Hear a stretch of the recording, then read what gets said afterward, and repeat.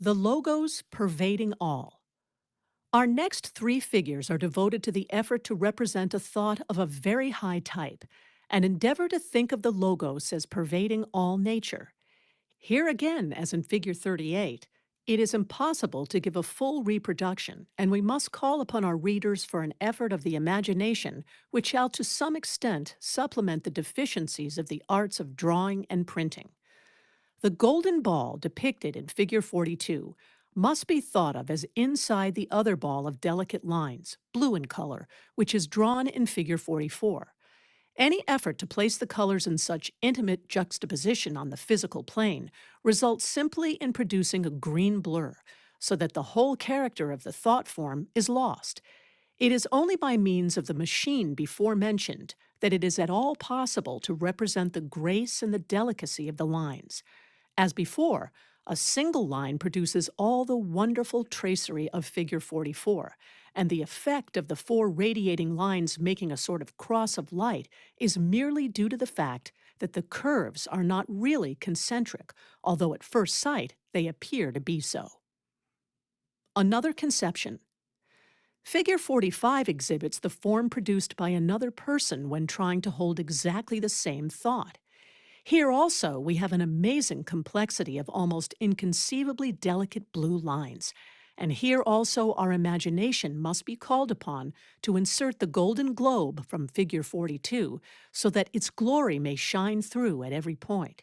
Here also, as in Figure 44, we have that curious and beautiful pattern resembling somewhat the damascening on ancient Oriental swords, or that which is seen upon watered silk or moire antique. When this form is drawn by the pendulum, the pattern is not in any way intentionally produced, but simply comes as a consequence of the crossing of the innumerable microscopically fine lines. It is evident that the thinker who created the form upon Figure 44 must have held in his mind most prominently the unity of the logos, while he who generated the form in Figure 45 has as clearly in mind the subordinate centers through which the divine life pours forth, and many of these subordinate centers have accordingly represented themselves in the thought form. The threefold manifestation. When the form employed in Figure 46 was made, its creator was endeavoring to think of the logos in his threefold manifestation.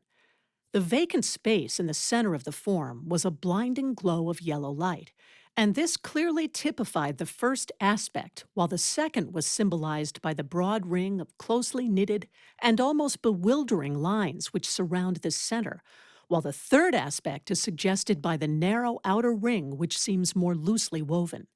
The whole figure is pervaded by the usual golden light gleaming out between the lines of violet. The sevenfold manifestation.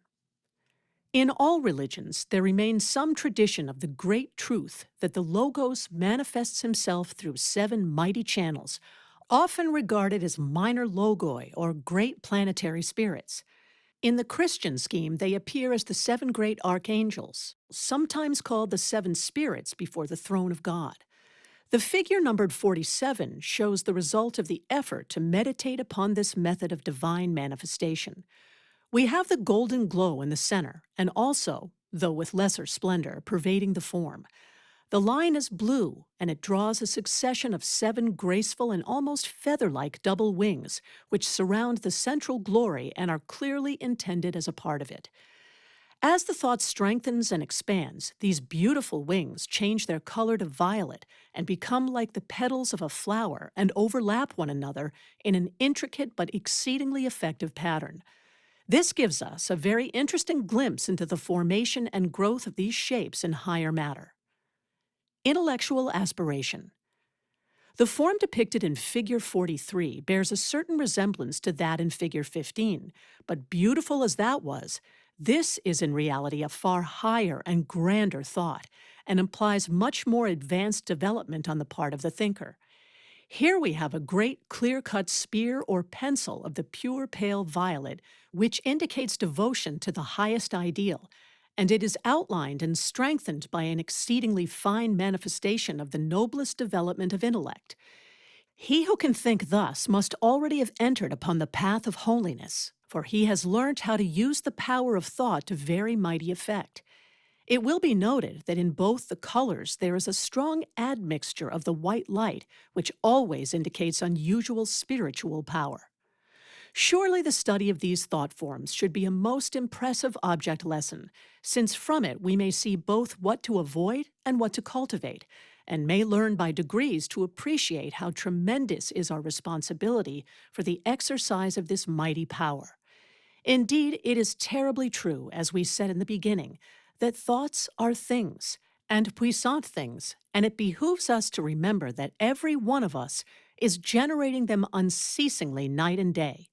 See how great is the happiness this knowledge brings to us, and how gloriously we can utilize it when we know of someone in sorrow or in suffering.